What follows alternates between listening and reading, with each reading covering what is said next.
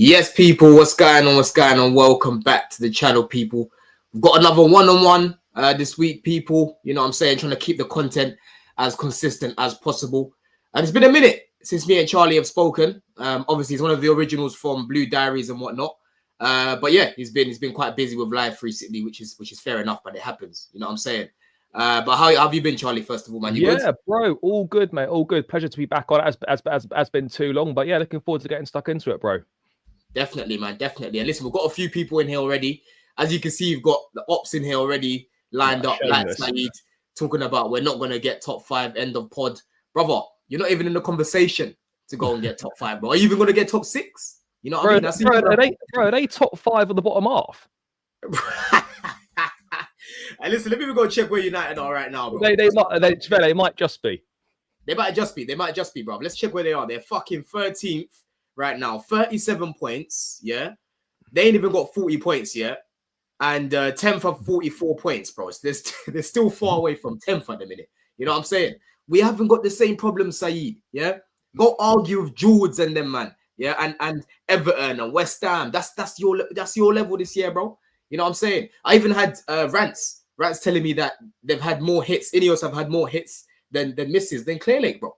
You know, talking about Euro's been a hit. Ugarte's been a hit, Xerxes been a hit. And I'm like, bro, like, you might need to just calm down. You've had a little nice period recently where you've beaten teams like Leicester and whatnot. But you've got some hard games coming up, bro. You know what I'm saying? It wasn't Forest next. Yeah, they've got Forest coming up next, bro. They've got the Man City game as well. They've got some tough fixtures coming up, bro. So do we, to be fair. We ain't got some easy ones coming up, really. But yeah, these United fans, honestly, just bro, we're not the same. I know Chelsea have been bad recently. But you, man, you're a different level, bruv. You know what I mean? But yeah, Charlie, as it says here, look, how did Chelsea secure top 5? Still got, like I said, 20 people in the house now. For me, it's been a tale of two halves for a season, really. You know, we started off very well. You know, we put ourselves in a position where we could have gone top at Christmas, bro. And you know, mentality came into things. Enzo Maresca talking about these guys aren't ready week after week. You had Jackson missing bare chances. You had the bench barely being touched, bro. Only one sub here and there, whilst other managers are using 4 or 5 subs. There's been many reasons why we've fallen off, really. Do you know what I'm saying? But now, bro, we're now in the thick of things. You know, we need that last push to get back into Champions League, and we're in there, bro. As it is right now, as it stands right now, we're in the top 4. You know, I know the gap between 4th and 10th isn't large, but we're in a good position to kick on right now. You know what I'm saying? So for you, bro, how do we actually go and secure top 5 right now? Yeah, it's tricky. Like it's a real weird season because it's pretty much a reverse of last year, where obviously last year the start was shocking, and then we finished reasonably strongly. This season we started really well, and really post Christmas we've just been on a downward spiral. Mate, I don't think we've beaten a team above 15th in the league for quite a while. You know, what are our recent wins? Our recent wins are what? West Ham, Wolves, and Wolves, and Leicester, and Southampton. So, bro, the 4 recent wins are all teams below 15th in the table, aren't they? So, look, we're fortunate in a sense that for 2 reasons. Don't get me wrong. At the start of the season, if you said coming up to the end of March, we'd be 4th. Absolutely, I'm taking it. But we're also fortunate in a sense that we've got our very good start to thank for us being there. And we've also got the lack of consistency from anyone else competing for those places for us being there as well. So we are fortunate in that sense to still be in this position. Look, players coming back will make a difference. Don't get me wrong. It's not going to be like, oh my God, Jackson, Madueke, Lavia back into the team. Oh, we're just going to start winning it. We're going to start winning again. It doesn't work like that, but we will 100% be better for having those players back. But I think people also seem to forget that when we did have those players, we still we were still playing badly as well at a certain point. I say badly, it was more we were let down by poor finishing. So I'm kind of in 2 minds about it. I think a small part of me thinks we can still do it, but then there's another part of me that thinks, I look at our fixtures and I'm like, we've got to do something that we've not been able to do for a significant amount of time and that is go and get results in 2 big away games. And unfortunately, bro, big away games, or even just away games in general right now, we're not getting results. We haven't won in our last 7 away games. And I'm looking at it and I'm thinking, right now, with 9 games left, if we're going to realistically have a chance from our away games that we've got left, I think we've got Brentford away, Fulham away, and then Newcastle and Forest away. I'm looking at that and I'm thinking, realistically, if we're going to qualify for Champions League, we need to win probably at least 2 of them away games. And I can't pick 2 wins from them 4 games, to be honest. No, 100%, bro. I get why you're skeptical, man, because when it comes to playing away from home, our record at home is a lot better. You know what I'm saying? Like, away from home, the last win we've got is what? Spurs, isn't it? Yeah, Spurs in December, I think. That was back in December, bro. That is crazy, man. But look, you mentioned about Jackson coming back. Obviously, we've got Mudryk should be back, hopefully, as well. I haven't seen any pictures of him in training, to be fair. And obviously, Palmer, it looks like he had a little scan in Dubai or whatever, but I reckon he'll be back in time for the first game back as well. What would you say that we've kind of missed from not having Jackson, bro? Because yes, in terms of the finishing, he wasn't great before he got injured, and he's on a crazy goal drought, man. Like, if he plays the next game and doesn't score, I think that's 10 games in a row where he hasn't actually got a goal, which is crazy, bro, for me to say, right? What is it that we've missed from Jackson, and what can he sort of offer us going forward to just kind of give us more of an opportunity of getting top 5, bro? I think straight away, look, I know that he's obviously in a bit of a drought and he has missed some big chances, but he increases our goal threat. Whether he's missing chances or not, like, he does increase our goal threat. There's no denying that. I think the biggest thing, the way that he holds the ball up and brings others into play, his link-up play, the way that he runs in behind, pulls players out of position. I think there's no surprise, right, that Palmer's form has dipped off.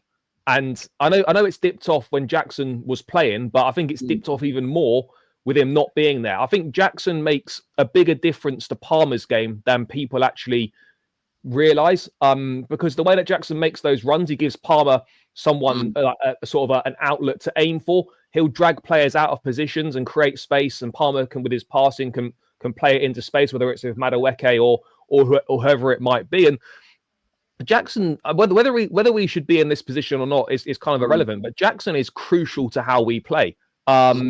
He's so important to this team. He's I don't want to call him like the perfect Maresca kind of player, but he almost is, to a sense, I mean, obviously the most important thing is him putting the ball in the back of the net, and that's probably still the weakest part of his game. But yeah, the way that he brings others into play, link up play, hold up play, creating space, pulling defenders out of positions with his runs, he presses from the front.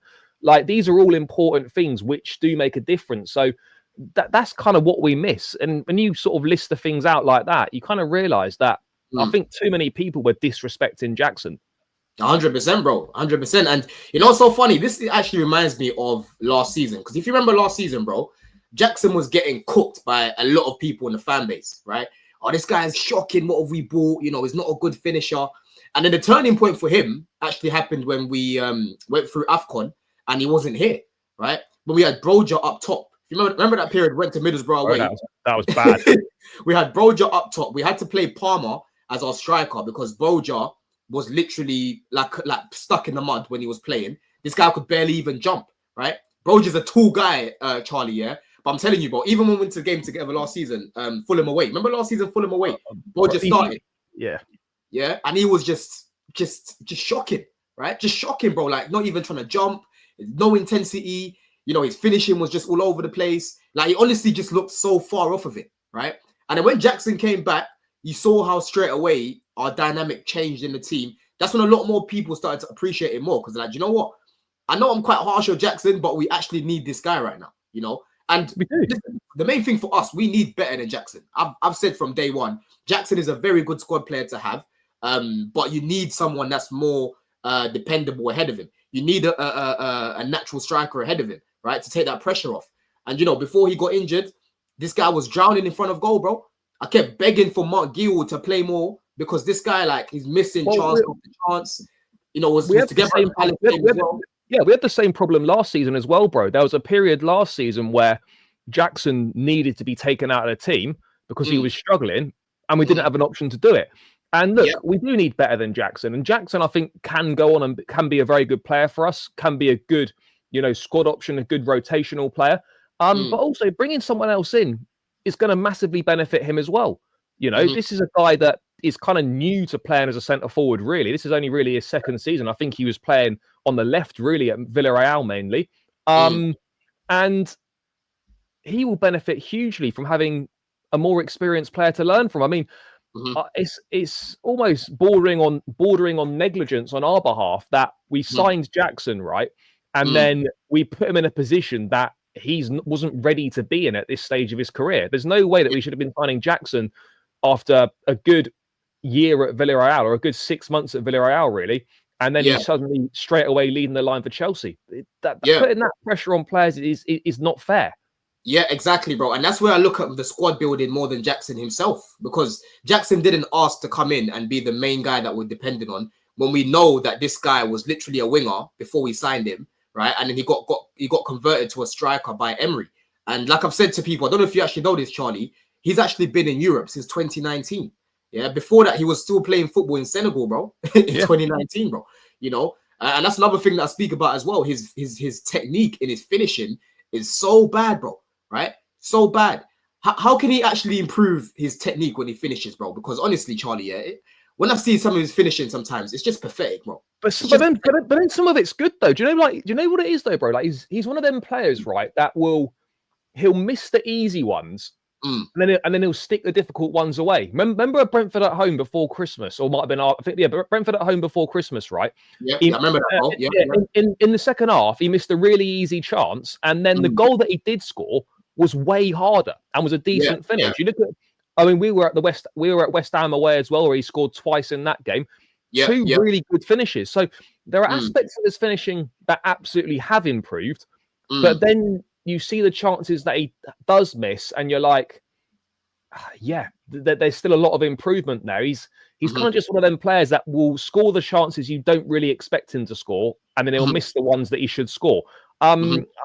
Finishing's a hard thing to improve. Look, I'm not a coach or anything like that, but you can definitely improve your finishing. But I think it's really what it comes down to, I would imagine, bro. It's just constant repetition and just constant practice on the training pitch. Repetition. He needs to be able to lock his foot. For me, the major problem with him is his foot's too laxy-daisy, bro. It's too flappy. I call him flappy foot. You know what I'm saying? You know the guy from Scary Movie, bro? Strong hand.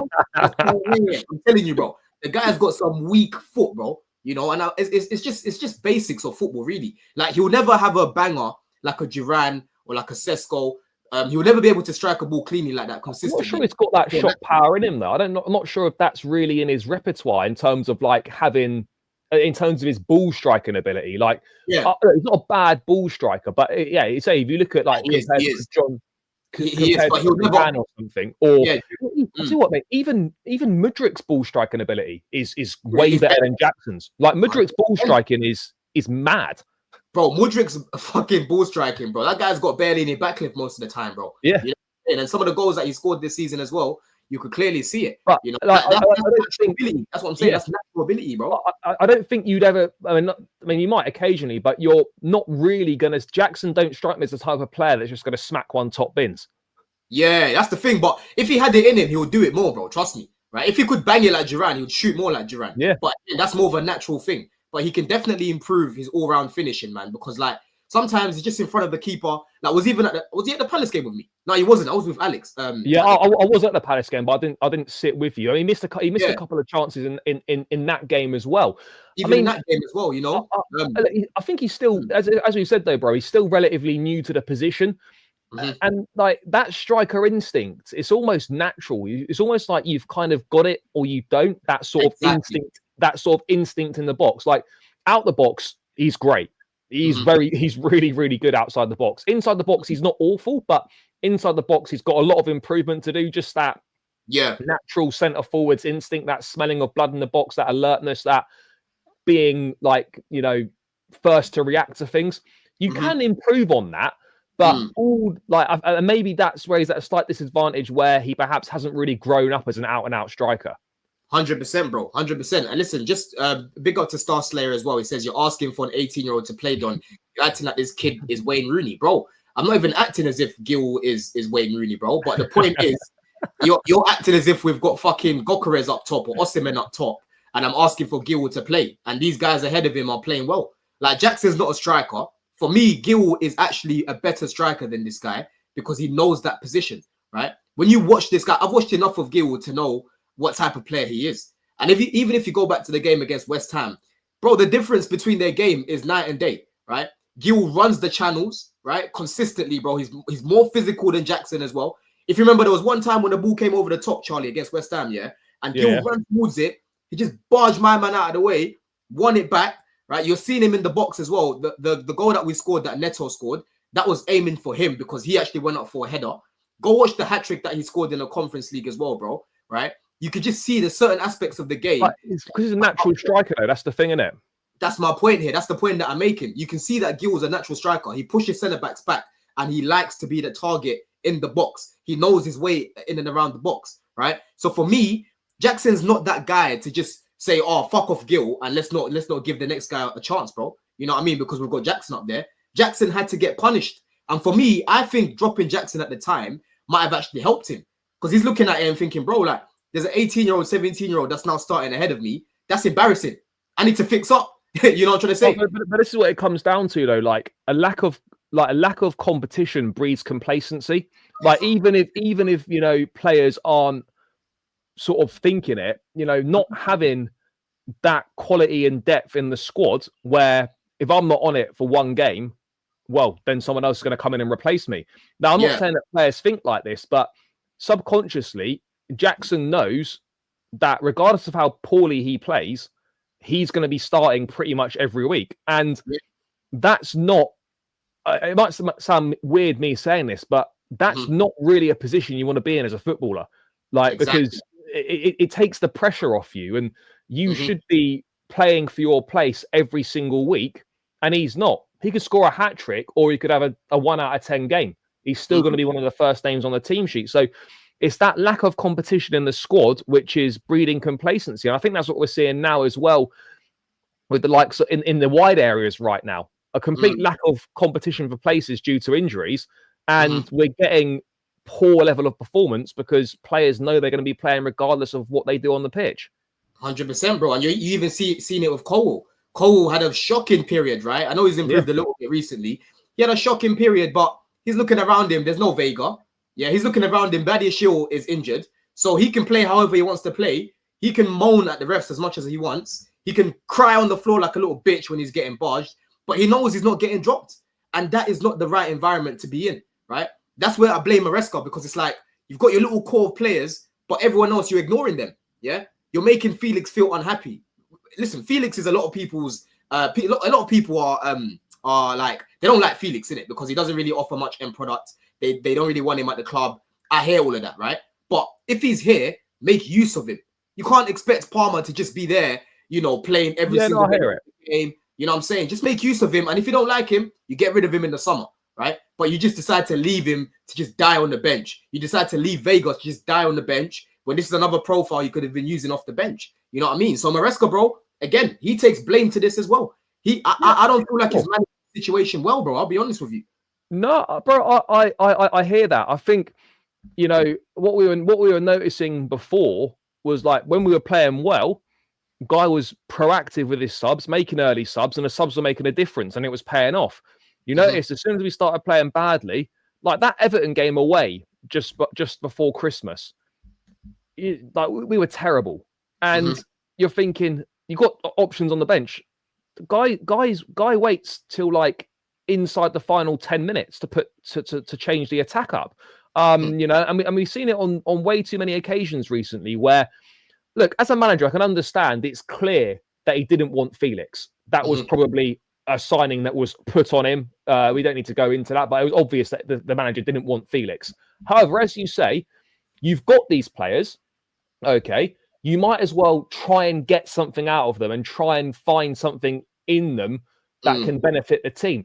It's the same with Nkunku, right? We know that Nkunku doesn't suit the system. We know that Nkunku is not delivering for us. However, we've got Nkunku.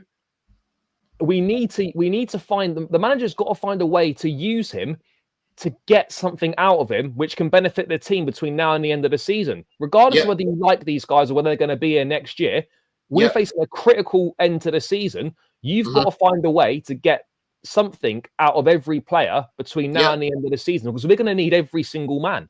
And he's not doing. I mean, we're not getting that right now.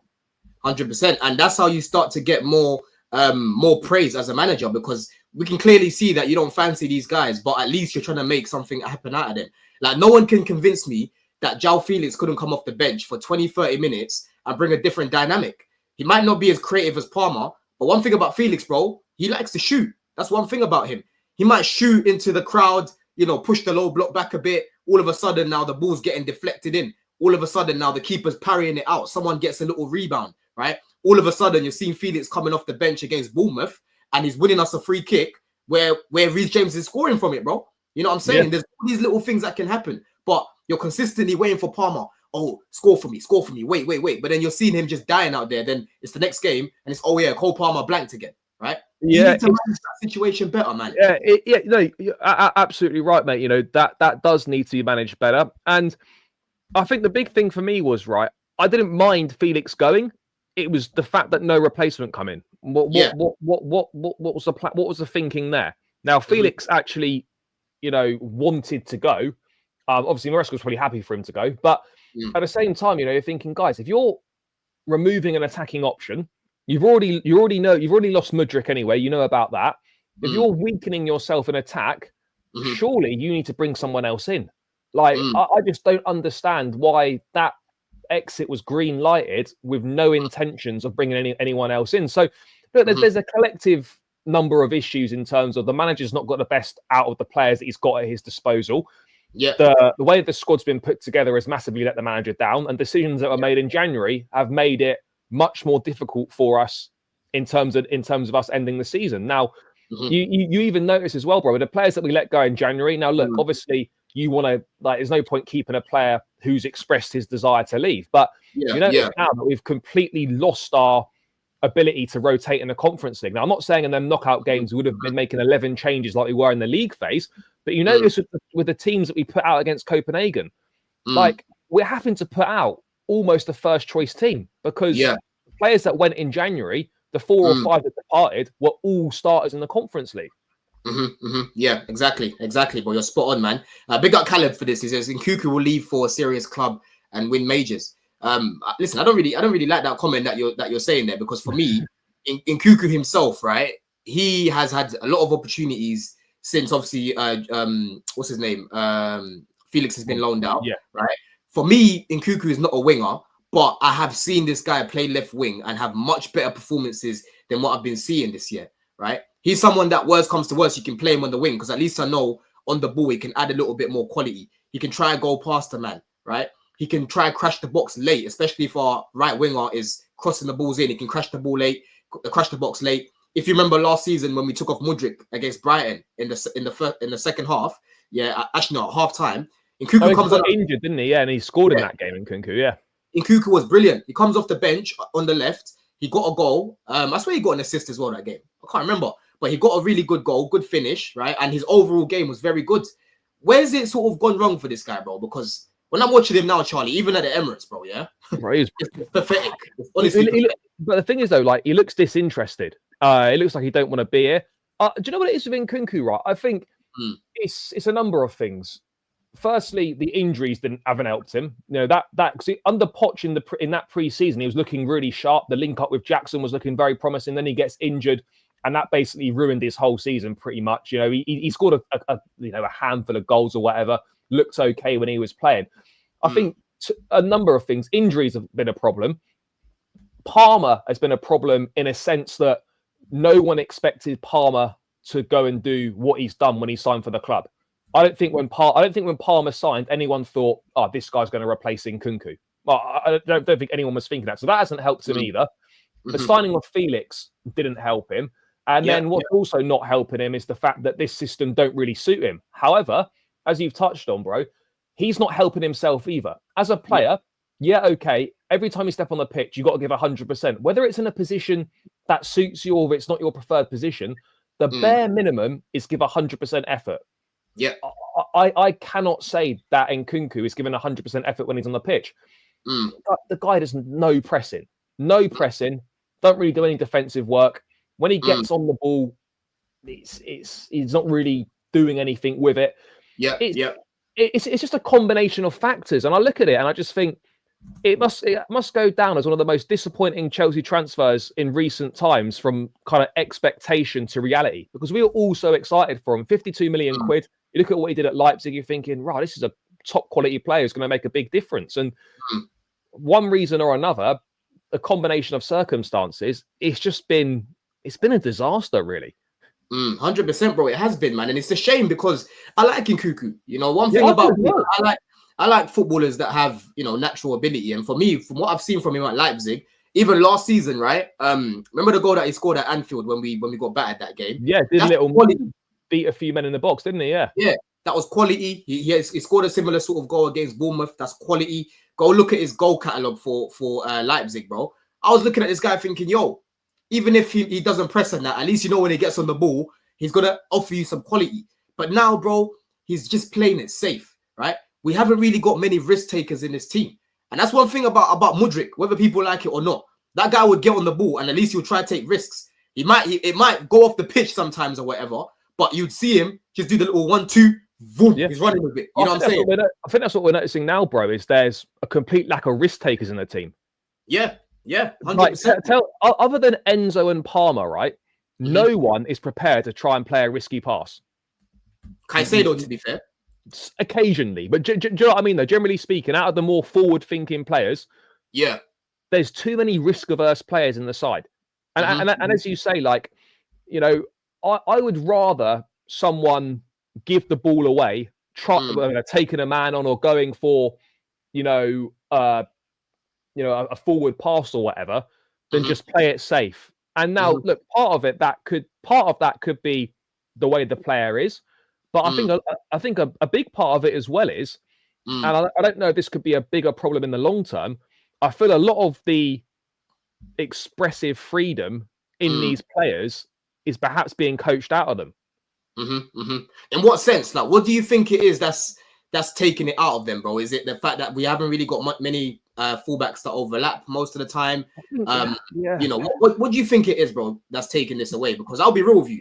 When I was watching Leicester last season, bro, Fatau and Mavididi were having fun on the wing. They were so good. They were having fun. You know what I'm saying?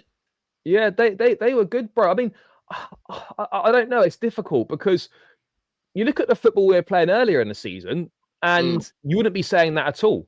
You wouldn't be saying that we were a risk-averse side. You wouldn't be saying that players look like the freedom's being coached out of them. I don't really know. I don't really know what it is, but you notice when a system is kind of so rigid and the principles of play are so kind of set in stone. I wonder if players are playing maybe with a bit of fear that if they dare to express themselves or do something slightly different from the plan, as it were, that they're going to be dropped or they're going to be subbed off or they'll be out the team 1 week, in the team the next week. It's a difficult one. I also feel that maybe the system doesn't help that in that sense. You look at someone, for example, like a Jadon Sancho, right, who, generally speaking, he thrives in a system like a pass and move. He's a pass and move type player. He's someone that needs constant passing options around him. You're just going to stick him on out wide as a touchline winger and isolate him. There's no point having him. Literally no point. But and at a bare minimum, you need to give him a fullback that overlaps minimum so that he can link up with someone. We rarely do that. So I don't think that's helping our attacking players, not having an overlapping fullback. You watch Reece James for England. I know that obviously he inverted into midfield at times in that Latvia game, but by having an inverted fullback or just not having an overlapping fullback, you take away so much of James's game. You take away so much of Gusto's game. Like there have been games this season where, like Man City away, for example, Reece James just pinned so far into his own half. I don't think he barely crossed the halfway line. I don't even think he put a single cross in the box. So this system is not getting the best out of these players. Like, look, but we can both agree, Gusto's not been good this season. But a lot of that for me, bro, is down to the system. You know, he's not. He doesn't. This system by design doesn't allow him to get forward and put balls in the box like he was doing last year. So I think a lot of it is down. I think the majority of it is down to the system. I hear it, bro. But at the same time, you can argue that there's players in the system that have improved, right? I agree with a lot of what you said. Bro. Absolutely, bro. Yep, you got Enzo Fernandez this season. He's been fantastic. For me, he's Cucurella been as well. But he's been brilliant. Cucurella, brilliant. Caicedo, brilliant. Yep. I actually put those three. We put those three in. I don't know if you've seen the player ranking from Tuesday when we done. We put them at the top three performers. That'll be the top three for the player of the season at Chelsea for 100%, sure. 100%, bro. Yeah, you know, I look. Maresca's got a lot of things that he can improve on. I don't subscribe to the trail of thought where I'm hearing people saying no one's improved under him. He's making players worse. Yeah, and I was like, and then people always bring up, oh, he's made Palmer worse. Palmer, whoever the manager was very unlikely going to replicate the numbers he did last season. He might never have a season that good in his career again. I'd like to be wrong, but you know what I mean? You get these. Yeah.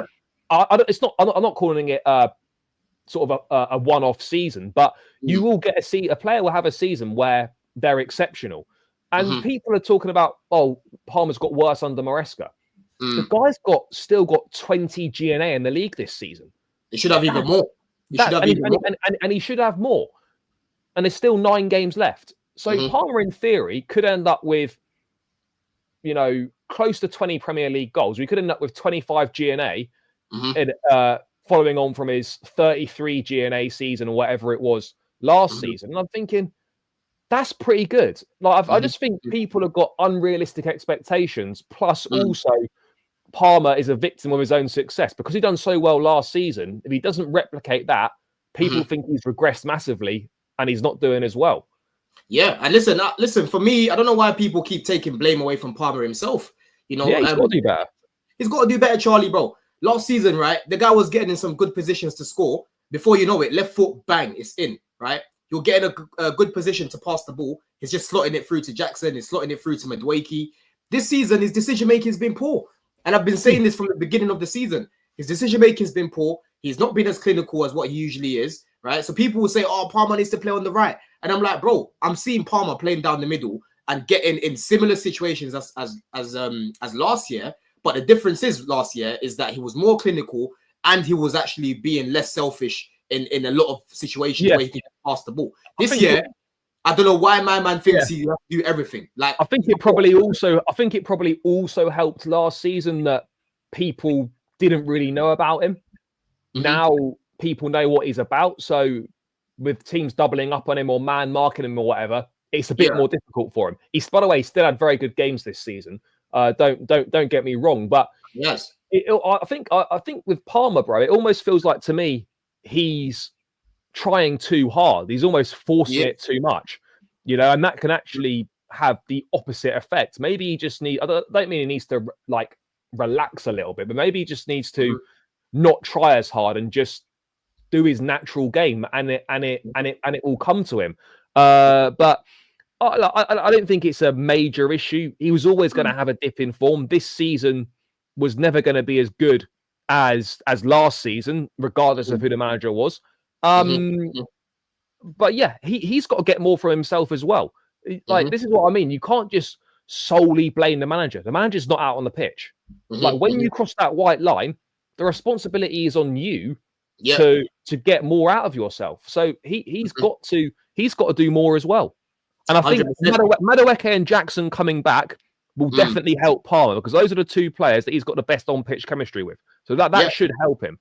100%. And there isn't a pairing right now that have actually contributed to more goals than Jackson and Palmer since the start of last season, right? Yeah.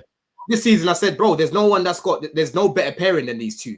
People were telling me, oh, Haaland and KDB. I said, bro, obviously it's Haaland and KDB, but KDB can't stay fit, right? He's not in the picture anymore right now. Yeah. So we're talking about the now.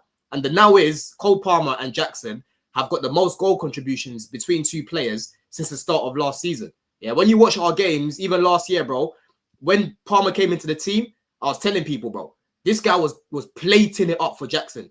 Before Palmer came into the team, I was barely even seeing Jackson having any one-on-ones. We were giving him scraps. Yeah, the chance creation for Jackson before Palmer came into the team was bad. And that's why, for me, I prefer Palmer down the middle because he's actually closer to Jackson. You know what I'm saying? Also, but also as well, bro, by the way, I'm sure you've seen the stat. I can't remember exactly what it is, but Palmer's still creating. People say, oh, Palmer's not had an assist in 16, 17, 18 games, whatever it is. Yeah. That's not because he's not creating chances. He's creating a lot of chances still, but he's being let down by the finishing. I'm sure you've seen that stat. He's created, I don't know if it's the most or second most or whatever it is, chances since the turn of the year or something. But but he hasn't got an assist. So, you know, it's you can only do what you can only, improve what's with what's in front of you. You know, it's if you're creating the opportunities and your players and your teammates are letting you down, that directly impacts your numbers as well. 100%, bro. And that's another thing as well. That's what I say to people all the time, bro. Like, there's never just one thing here. Yeah, you got to look at everything. Like, football's not black and white. It's not just, oh, Palmer, he's not clinical. That's it. That's the end of it. There's so many things, bro. Like, why is Maresca starting Palmer in the right half space in certain games, and then second half he comes out, you're seeing him on the left, right? Certain games against the bigger teams now, you're seeing he's being doubled up in the middle where it's harder, right? Move him to the right where he's got a little bit more space. And then you play a Felix down the middle, you play an Nkunku down the middle. So all the focus isn't on Palmer, right? There's so many different things here. Like you're saying, his teammates aren't being clinical. And you can see right now, Charlie, only Southampton's forwards have underperformed more than Chelsea in front of goal. That's mad. This is a big problem. We're talking about a team that are one of the worst teams that we've seen being promoted into the league, right? They're the only team that have a worse record in front of goal in comparison to our players. And if you go look at the forward XG, it's actually very high. So 45.23, which is even higher than the likes of Arsenal and whatnot. But the difference is Arsenal are overachieving their XG. So they seem to be quite clinical in comparison to us. Our team, bro, in attack, so many times, Charlie, I'm seeing guys like Sancho, they see the space to shoot, they just dilly-dally on it. I see Neto dilly-dally on it. I see Jackson just missing. I see Palmer dilly-dally. Like, what do we need to do to improve these guys' decision making, man? See the space, bang. You know what I'm saying? This is not just a problem this season. This has been a problem for a number of years now. Us not being clinical in front of goal with various different personnel, with various different managers. Yeah. I mean, the obvious thing is to say it's a quality issue, but they're not all bad players. So I think, look, it is a recruitment issue for sure. We don't have top quality attacking players. That's just a reality. We got players with a lot of potential who could become top quality, but right now they're just good. I mean, obviously Palmer I think is very, very good, but the rest of them, I look at it and it's just like they're just good. Jackson, good. Madueke is good. Neto is good. You know, it's almost like, I mean, look, they're not average, but it's not like, other than Palmer, there's no players where you're sort of like, you're excited to watch them play, if you get what I mean. Like, none of them are really getting you off your seat sort of thing. And you know what you've just done there? Done there? You've basically just mentioned 2 squad players there. That's what you've done, right? Yeah. That's the level that they're at. Because if Mudryk was coming in for an Olise, for example, Olise starting for us, but you're bringing Mudryk off the bench, no one's crushing it on him like that, bro. But this is you know what I'm saying? Bro, same thing as Jackson.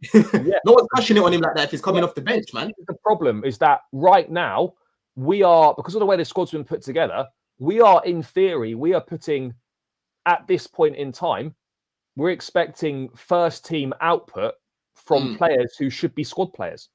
Exactly, bro. And that's where we've got to change it in the summer. That's where in the summer we've got to go and bring in 3-4 players that come straight into the first team to improve the first team straight away, right? Last year, Charlie, I call these guys gamblers, these fucking sporting directors. And they are gamblers, mate. Everything's a gamble. They're gamblers. Yeah, they gambled on Lavia, Reese, and Fofana staying fit, and that gamble hasn't paid off because once again these guys have been injured again, and once again we're having to depend on squad players again, bro. Right? I could talk about the right wing. You know, Neto, for me, I expected a lot more from this guy, but for me, that's the type of winger where he needs a target man. He needs a presence in the box. He needs a presence in the box, bro. When I watched this guy playing with Gil, it was so different even, right? I'm watching my man just like looking to aim for a target, man. He's running back past the byline. He's cutting it back to Gil. If you remember the what happened to Gil when he got injured, bro, it was from Neto passing him the ball in the box. Yeah. Slipped. You know what I'm saying? He slipped, right?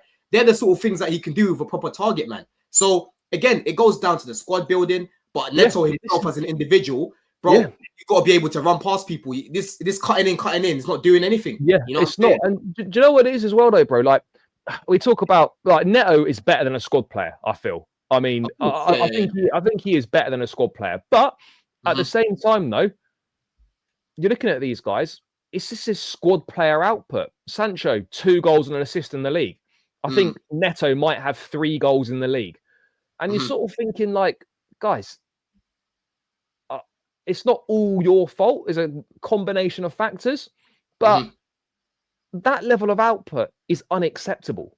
Facts. It is unacceptable, bro. Like, and we talk about Neto. Like, I'm a massive fan of Pedro Neto. I think he works really hard and he's a very good player. He's Premier League proven and whatnot. A talented boy. I'll be honest, I'm disappointed in what I've seen from him this season in terms of his return. 3 goals. In your opinion, have you seen more from Mudryk than you have from Neto, bro? In terms of improvement, yeah. Even in the Conference League this season, bro, Mudryk was performing him. But this is the thing, though, bro. Right? When you talk about Mudryk, right, and I am more patient with him and probably like him a lot more than a lot of Chelsea fans do. But what people don't understand is, right, is this guy's ball striking is unbelievable. Secondly, his vision is actually really good. There's a lot of passes that he plays and a lot of passes that he sees that are exceptional. And I think the one big thing is, right now, our wide players are way too predictable. You know exactly what they're going to do.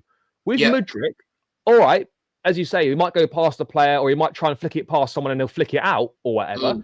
But he's got that unpredictability. You don't know what you're going to do. He might take it on the outside. He might take it on the inside or whatever. And that unpredictability is hard to defend against. Now, I'm not saying that Mudryk is some sort of world beater, by the way, because he's not. But he's shown significant signs of improvement this season. And he gives you something completely different and brings a complete unpredictability to the front line, which is difficult to defend against. Right now, Madueke is easy to defend against. Sancho's easy to defend against. So's Nkunku. So is Neto. Like, all these guys are way too easy to defend against, and they're way too predictable. 100%, bro. And people just have a strong agenda because what it is, it's such a popular thing to just crash it on him all the time, right? And obviously, right now, man's on a bit of a ban right now. But even if you look last season, Mudryk registered more successful progressive counters ending in actions than Odegaard, Bowen, Olise, Madueke, Grealish. This was last season, right? There was even a point last season, bro, where he was actually creating the most chances for the team after Cole Palmer. And everyone knows how creative Palmer is. You can see here, Mudryk has registered 50+ successful final third passes for Chelsea. Only Palmer has more. Do you remember that goal that he scored against Newcastle last year where he danced through them players at home? Yeah. I remember. I'm telling you, bro. Maybe other than Palmer, but I'm not really counting him as a winger. No other winger in our squad is doing that. They haven't got that. They haven't got that capability. Sancho can't do that. Madueke can't do that, and Neto can't do that. Exactly. Mudryk's got a unique skill set. He does. He's got a lot to his game. Like, even here, you're looking. This was in May last year, so towards the end of the season, right? Mudryk has registered 30+ chance creations and 39 successful take-ons. Yeah, for Chelsea inside 18 starts. More chances created for his teammates than Raheem Sterling, even though Mudryk has played 339 fewer minutes. But then I'm supposed to believe that this guy's useless and he can't do anything. I was seeing this guy creating for people and guys keep missing, bro. You know what I mean? Yeah, and this is it as well, bro. This is what it comes down to. Like, people will like look at numbers and stuff and see like a lack of assists or whatever. Think, oh, this guy's shit.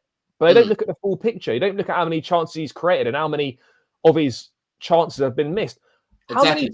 How many times, bro, has Mudryk got to the byline, put a dangerous cut back into the box, and there's no one there? Bro, this is so nice to be able to just speak to someone who's not gaslighting me, bro. I see these things, but the thing is, I try to watch football, even when I'm watching other teams, yeah? As much as we've got agendas about players, everyone's got an agenda. Like, no one can... Like, people think an agenda just means, like, you're fixed to that agenda and you're never going to change your mind. Yeah. An agenda is basically you just believe in something, right? You've got a take on something, and that's what you believe. But your opinion can change based on new information that's provided to you, right? And for me, my agenda, is that Mudryk is not as bad as what people made him out to be. You know what I mean? He's not, I hope this guy busts his case. I honestly hope he busts his case, because this year he was improving massively, bro. Mate, I honestly think though, bro, like, I mean, obviously we signed him and he hadn't even played 50 games, professional games. So like, I know he's like 24, well, he was 22 or whatever, 23 at the time. But in terms of his experience, like there was hardly any. There wasn't any, bro. There was hardly any, bro. But if you watch, I know it's a couple of seasons ago now. If you watch his highlights from the Champions League, from that season with Shakhtar where he was cooking, you cannot tell me there's not a top player in there. Now, 100%. You just got to provide the environment to unlock him. Now, he might never play for us again, which would be a shame, but we don't know what's going to happen with that. But obviously, we've got a plan for life without him. But I genuinely think if he's managed and nurtured in the right way, that there is a starting level left winger for Chelsea in him. Bro, 100%, bro. Did you just read what I said about the take-ons, bro? Right? Yeah. Sancho, how often do you see Sancho take man on? Even Neto. These stats that I'm seeing from Mudryk, right? They back up what my eyes were showing me. I haven't seen these things from Sancho or Neto this season. I haven't seen them, bro. They do like a few step overs, a little shimmy on the shoulders, and then just recycle it. Yeah. Whereas with Mudryk, you're gonna see man try to run past people, bro. Me and you go to a lot of games, and people need to realize when he gets on the ball, people stand up. People stand up because they expect something to happen. You know what I'm saying? It's only really these social media fans that see him shoot bare far. Then they're like, "Oh my god, he's at the shit game," and I'm like, "Are you watching the same game as me, bro?" But anyway, let's move on because like I said, he's not here right now. Big up AP for the donation. He says, "I don't care about people's output. I care about performance. The fact is, Palmer for his standards has been underwhelming, and that's exactly why I said he's had a decent season for me. Yeah, because from the platform where I put him, the pedestal that I put him on, he's been poor in comparison to where I put him on. You know what I'm saying? But for some people, they're like, 20 GA, he's had a good season. For me, bro, that's just standard from what I expect from Palmer. Palmer's always going to score goals, and Palmer's forever going to get assists as well. You know what I'm saying? You got Irox as well. Big up Irox for this. He says there's a 10-minute comp from last season of Jackson missing one-on-one chances created by Mudryk. Imagine what that did to his confidence. Man needed peds. I'm telling you, bro. If this guy was playing for Man City, creating those chances for Haaland, everyone's looking at this guy differently. Everyone's looking at this guy differently because they'll be seeing 8 assists. They'll be seeing 10 assists. They'll be seing 12 assists. You know what I mean? I'll tell you what as well, bro. If he'd gone to Arsenal, right, the conversation about him would have been so different. Because I actually think that would have been a way better environment for him. 100%, bro. I've said this all along. And for me, I hate those guys. But because these Chelsea fans don't want nice things really in the future and whatnot, I kind of wish he went there. Because I know if he went there, he would have benched Martinelli quickly. And Arteta would have helped this guy to become an even better player. You know what I mean? So I understand what he is, bro. The guy came with barely any experience, but it was clear to me that he just needed a proper coach. And this season, from what I've seen from Maresca, that was someone that was helping him, you know? But let's finish off on this one anyway here, Charlie. Let me take off this super chat here. So this came out from Ornstein today. It says, from what we hear, Chelsea have been working really hard behind the scenes to secure deals ahead of the window opening. I would expect a starting winger to arrive in the light of the Mudryk uncertainty and maybe also a younger one for the future.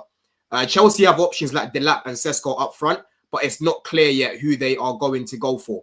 So, bro, let me ask you then, those two positions there, left wing, who do you want to come in to basically start? Because we know Sancho's a squad player. Yeah. What striker would you say that you want as your number one, bro? I mean, look, I think the left wing is difficult, bro, because there's not like an abundance of top class wingers available, and then there's even less that are realistic for us. You know, I'm not on this Nico Williams hype. You know, he's a good player, by the way. He's not been that great this season, but bro's on over 200 grand a week at Bilbao. He's going to want probably an increase or at bare minimum the same for a Premier League move. We're just not going to pay that. So he's out of the picture. Like, if it was down to me, mate, honestly, I know this is maybe a little bit of a rogue shout. I wouldn't mind someone like Lookman. What is it like, that you like about Lookman? Lookman, like, just because I think he's obviously, I know last time he was in the Prem, he wasn't great at Fulham, wasn't great at Everton or whatever, but I think he's matured a lot as a player. He's more experienced now. He's a goal scorer. He's done it on the big stage, a hat-trick in the Europa League final last year. Like, he's a good footballer, and he's a London boy. I think he'd have something to prove coming back to the Premier League. And that's the kind of signing, that kind of experience, an actual goal-scoring winger. Because we don't really have any goal-scoring wingers. Madueke is probably our biggest goal threat from wide areas. And He's the only one. I know it's a bit of it's probably not a particularly popular one, but I think you could do a lot worse than signing Lookman in the summer, bro. 100%. How about Semenyo? Because that's a name that's floating about as well. Again, that would be good. Interesting profile. He's had a very good season at Bournemouth. I think he could suit what we're doing. Again, he's got goals in him. I wouldn't be adverse to that. I wouldn't be adverse to that at all. I mean, a Lookman, a Semenyo, that sort of profile. I mean, I'm not really up for another youngster coming in to try and be a starter. This has got to be someone who's established and can make a difference to the first team from the off. So a 100%. Lookman, a Semenyo, that type of profile. But again, bro, we look at wingers and stuff. When we talk about wingers, there's not an abundance out there. Yep, this is the thing, bro. And that's why. What do you think of Gittins? What do you think of Gittins? Because he was one that was linked in January, wasn't he? He's someone that I would bring in. I think Gittins is actually better than Tell and Garnacho. You know, big up Aya. Watch these guys go back in for Garnacho, bro. God forbid, yeah. I pray. I'm telling you now, bro. Anyhow they try to go back in for that fucking Shirley Carter. No, I don't think we will, to be honest, bro. I don't think we will. But I mean, admittedly, it can't be ruled out. But I'd be surprised because there's been nothing since January. But you just never know. Hopefully not in it. You know what I'm saying? But I'm looking at what's his name, Semenyo right now. He's basically started all of their games. People are screaming for this guy, and you know he's got 7 goals this season in 28 games. He's got 4 assists as well. But if you actually compare it to Mudryk last season, who started 31 games, he scored 5 goals and got 2 assists. Right, so he's got 2 less goals than Semenyo has this season, and he's got 2 less assists in way lesser minutes, bro. You know what I mean? Yeah. And that's where I look at people and say, bro, when you like to crush your own players, go look at what other players are doing from elsewhere, bro. You know what I mean? Like people talk as if we're in a time in football where there's so many winger options that are banging. Where you've got like Marefel, Neymar, you know, Ribéry, Robin, bro. I mean, it's not that. It's not that. And unless you're going to go and sign like a Vinicius or a Rodrigo, it's like there's not that many out there. Do you know? I know this is obviously pointless now, but bro, it pisses me off so much that we fumbled Elise 2 consecutive summers. Honestly, bro, every time was fucking Palace though, man. They nearly snitched on us. But bro, the deal was agreed, wasn't it? And then we obviously I don't know what happened, but. Bro, honestly, when you look at that and like every time, like on the timeline, Elise scored again, or you watch Bayern play and he's just like he's so good, and you're thinking, why did we not get that right? Bro, why did we let that go? And this is why it's important, Charlie. Going back to it, bro. This is why it's important that we get top 5, because for me, Champions League isn't the be all end all, but bro, there's gonna be Chelsea, Arsenal, Liverpool, right? All 3 of us need a striker. Yeah, and we're going to be going for similar all them clubs that are looking for wingers or looking for a striker are going to be shopping from the same list. Now, if Liverpool or Arsenal are going in for a player that we're interested in as well, if we cannot offer Champions League football, we don't even get to the table. Yeah, this is the thing, bro. I don't want to be sitting here embarrassed by these gooners because Isak said, "Oh yeah, I want to play Champions League football." I would have potentially come Chelsea later on in their career when they start talking and saying, "Yeah, I was about to go Chelsea, but obviously Arsenal they're Champions League," and you're thinking, imagine, because bro, Hazard came Chelsea because we won the Champions League. You know, that's what made him. Bro, we lost that Champions League. He probably wouldn't have come. Yeah, he wouldn't have come, bro. You know what I mean? He said it himself. He said, "Yeah, I picked the team that won the Champions League." You know what I'm saying? So it's very, very important that we get back in there because we'll be able to attract the best players, basically. Like, we can still attract players now, obviously, but, bro, our wages have gone down, right? We're not in the best situation right now. The wages, we should be able, if we get Champions League, we should be able to offer higher wages because the wages would have gone up incrementally. It would have gone up, like 30% or something or whatever. Yeah. I think it's 30%. So I don't want to be in a situation where, like, you know, players are turning us away because we haven't got Champions League. And people need to stop this thing as well. You're gonna hear it from ops, yeah. Don't be a fucking cock, right? All Chelsea fans, bro. Don't be a fucking cock and let rivals tell you that Chelsea's not attractive anymore, bro. Oh, Chelsea, it is attractive. We are attractive, bro. Like, we have a lot of players that a lot of players would love to play with, right? Osimhen would love to play with the likes of Palmer and Enzo because he knows they're going to be creating some good chances for this guy. You know what I'm saying? Big up Mo99. Big up for the donation. It says, to me, we should get Mbeumo right wing and slot Neto left wing. First of all, bro, Neto for me, I don't like him on the left. I think he's much better on the right. I'd rather get a specialist that knows that left position inside out. So for me, that's a no. But what do you think of Mbeumo, Charlie? Do you think that's someone that we should be signing? Where do we even play that guy? On the right, to be fair. Like. Yeah, I mean, look, do you know what, mate? I actually like Mbeumo. He's a good player. He's done really well at Brentford, and you know, with the greatest of respects to Brentford, he's better than that level. You know, he could play for a Champions League team, or certainly at bare minimum, a Europa League team. I could see Mbeumo doing really well at a Liverpool potentially as a rotational option, or at a Newcastle. I think at a Newcastle, for example, would suit Mbeumo very well. I'm not really sure how well he'd suit us. I don't really think he'd be the sort of player that we'd be looking at, to be honest. I like him, man. I think he's someone that can actually take players on by himself, because we need wingers that are able to basically take responsibility by themselves, bro. Like I keep telling people, this system that we play, you remember in GCSEs, bro, yeah, you had the higher paper and you had the foundation paper. Yeah. This is higher. This is where the smart kids are, right? Because to play as a winger in this system, you have to be a fatale, bro. You have to be able to run at people. You have to be direct like Mavididi, right? Go check how many completed take-ons those two had last year. They were top 2 in the league. You know what I mean? Because they were very good at being direct. Guys like Sancho and that, guys like Neto that are, you know, they just like to do the jink and whatnot. They're not going to be the best in the system. So if we start to get players like Mbeumo, who I think for me is more of a risk taker, he likes to carry the ball. Remember we said earlier, we haven't got enough risk takers. Yeah, I think he's a risk taker, bro. He likes to take the ball, drag it. He's a good finisher as well, bro. You know what I mean? No nonsense haircuts. He's bald now. You know what I'm saying? Yeah, I need some serious players here, bro. Yeah, you know what bro. I hear you on that. And I think the most important thing is, bro, that whoever comes in is really important, and we get a lot of this business done early, because the window, because this summer's weird with the Club World Cup, and the Club World Cup is essentially going to be like a pre-season really as well. You're going to want to get your business done early to have as many of these new signings in the squad for the Club World Cup. So I think you'll see a lot of early signings, and it wouldn't surprise me, bro, if we saw maybe 1 or 2 announced before the Club World Cup. It really wouldn't. 100%. Apparently, we're aiming to get the lap done before the Club World Cup. Well, what do you think on that, bro? Do you think the lap is a good signing? Because for me, right, I look at it and think he ticks the boxes in terms of profile, in terms of his physical presence. He's a bit of a shithouse. He'll work hard. He's got box presence, good in the air, good finisher.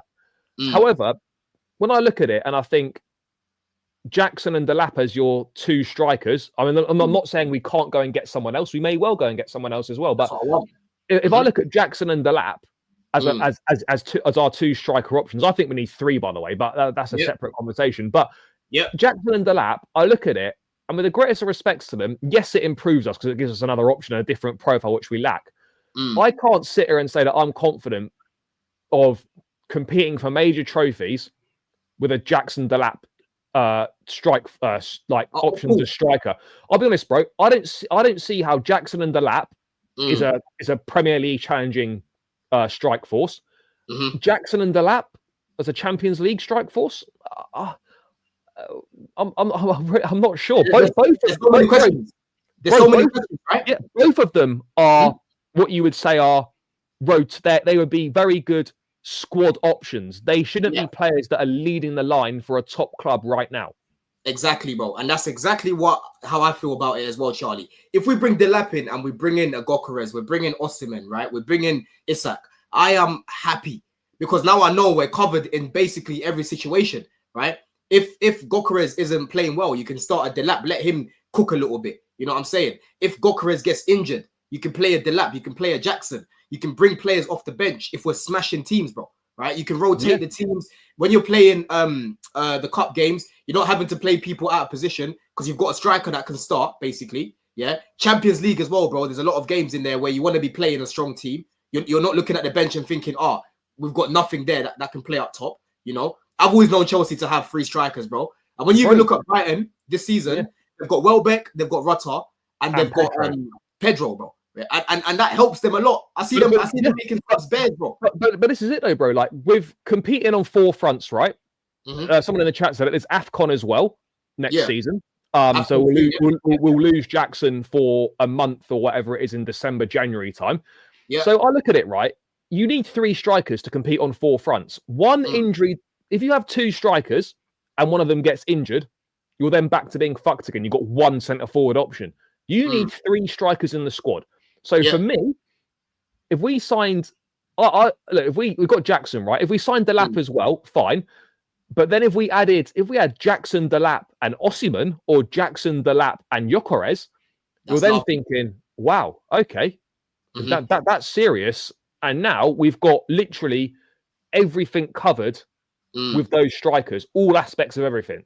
Exactly, bro. Caleb, respond to this. What do you mean I should support a small championship team? I'm not serious. What do you mean I'm not serious, bro? You're not hearing what I'm saying to you, bro. You think I want to just sign Delap by himself? We need one more. There's so many intangibles here, bro. Like the guy hasn't played Champions League football yet. He's still quite new in the Prem. He's got Premier League experience, which is good, but he's still quite new. I really rate Delap, bro. Like I like him, yeah. I put out a list of players that not a lot of people would know about, right? Like players to watch. I'll put him on my list. I literally said to people like Delap is another one that I would watch out for because he's a good player, bro. You know what I mean? So yeah, I don't know what Caleb is referring to, bro. If you want to respond back to that, I don't know what you're talking about, bro. I can't lie to you. I can't lie, bro, because I'm one of the few people that was getting pissed at most of the fan base that were fucking scared about competing start of the season. Oh, we're not ready. We're not in the race. And I'm like, bro, and them ones that were saying, oh, we shouldn't sign a striker because it's going to block Jackson's path. It's like, guys, what are we doing here? What are we doing, bro? You know what I'm saying? So, bro, listen, when it comes to standards, listen, I've seen things, bro. Man's lived through this Roman era and even just before it as well. So, yeah. Bro, you can never try to tell me that I ain't got standards. You know what I'm saying? No, but we got AP again. It says, I wanted to ask, if we got an offer for Jackson 55 million, are you selling and bringing in an Isak and Delap? Because I actually think Gil is better than Jackson. Ooh. I'll let you answer that, Charlie. I mean, look, if it was guaranteed, right, that you would get Isak and Delap, and your 3 striker options were Isak, Delap, and Gil, then I probably would take that deal only on the premise that is an absolute guarantee that you get those 2. I think we can get more for that for Jackson, bro. He just signed a new contract as well. He's another one. He's in the contract for 2033. But I don't think Jackson's going anywhere. But in a hypothetical, if selling Jackson for that money was a guarantee of getting Isak, then you absolutely do it. 100%. And Kaya, big up Kaya, says, why do you want Delap if you rate Gil? Bro, listen, for me personally, I would be more than happy for Gil to be 3rd choice in the team because I think he's 18 and he could offer us a similar sort of profile to what Delap does. He presses really well from the front. He's decent on the ball as well. But the thing is, we're talking about what we think is going to happen here. And I'll tell you what, I wouldn't be surprised about, bro. If we do get Delap and if Ipswich get relegated, which they probably will, I wouldn't be surprised if Gil went on loan to Ipswich next season and did a season in the Championship, which I think would be great for him, by the way. Let him cook, bro. Let him cook, man. He was cooking in a conference, bro. He was the highest goal scorer at one point in that tournament. So listen, I really like him, innit? It's just that we people haven't seen him. And for me, with Chelsea fans, when they haven't seen a player, it's they're shit. And I'm like, how can you even have an opinion on a player that you haven't seen? You know what I mean? It doesn't make sense. Someone they've either not watched right or someone they've never heard of. And for those 2 reasons, it means that player is shit. You see, people always say this, bro. I've been told it's Gil. That's Mate, there's a video somewhere. Like you'll be able to find it of him pronouncing his name. Like there's a video somewhere, yeah. There was a Spanish guy on Blue Diaries before. He was telling me, he was like, it's like Gil, because I used to say Gil, like Gil, but he told me it's Gil, innit? Gil. So I've been saying Gil since. That's how you pronounce his name. That's what I've been told from a Spanish. Yeah. But there's a video somewhere of him pronouncing his name. They all do it at the start of the season, don't they? But, When he signed, he did it. When he signed, he did it, bro. Yeah. Really, really good stream, man. We've got 257 people in the house still. Big up Dan Potts for the redirect as well. I'm definitely going to be looking to do these one-on-ones every single week, even if it's not with Goonie every week. We'll try and get different people on, different Chelsea fans. I saw Ziad in the chat earlier. I need to speak to Ziad because it's been a minute. It's been a minute, bro, since me and him have actually worked together. But I think Nina. Let me see what time Nina's going live. That's tomorrow, I think. Tomorrow, innit? Yes, tomorrow. Let me see who's up there, man. But Charlie, it's tomorrow. It's tomorrow. Yeah. No, all good, bro. Pleasure to be back on again. Yeah, enjoyed it, mate. Big up, man. Big up. Let me see who is online. Let's see who's there, bro. Don Hussam, 7:55. All right, let's redirect to Hussam in it. You know what I'm saying? Yeah. Make sure that you lot are smashing up the lights. Make sure that you're subscribing to Charlie. Like I said, there'll be more content coming next week, people. Listen, FA Cup this weekend. Let me get your take on the FA Cup, man. Who do you want to win that FA Cup, Charlie? Probably Aston Villa, bro. To be honest, Villa or Bournemouth. But my tip is Villa. But either of them two, bro. I'll be happy seeing someone different winning it. No, 100%, man. Bournemouth, they need to knock City out, bro. Because if these man fucking win the FA Cup again after having a shit, bro, we'll see Kepa lifting an FA Cup. Mad. Yeah. Exactly, bro. Exactly. We can't fucking have that. But listen, people, like I said, subscribe to the channel. Road to 10K. We'll be back real soon, man. In a bit. Love.